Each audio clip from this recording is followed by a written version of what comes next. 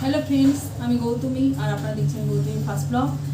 আজ আমি দেখাবো আমার এই অ্যাডেনিয়ামটা পচে গেছে, কীভাবে আমি কিউর করবো সেটা নিয়ে আমি আপনাদের সঙ্গে শেয়ার করব।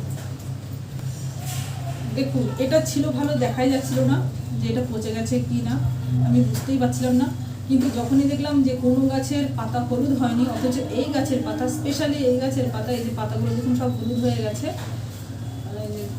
পাতাগুলো দেখুন সব হলুদ হয়ে গেছে, তখন আমি ভাবলাম যে সবার পাতা তো হলুদ হয়নি, তাহলে এর কেন পাতা হলুদ হয়ে গেছে।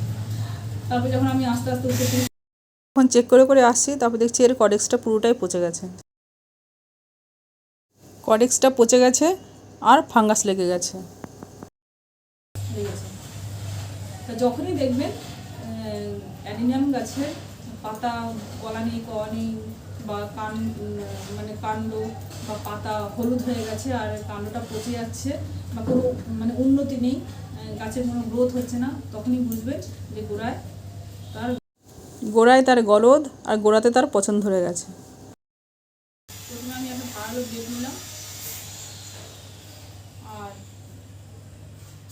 স্যানিটাইজ আলা একটা তুলো নিয়েছি, ব্লেডটাকে ভালো করে পরিষ্কার করছি। আমি ব্লেডটাকে প্রথমে কাটছি।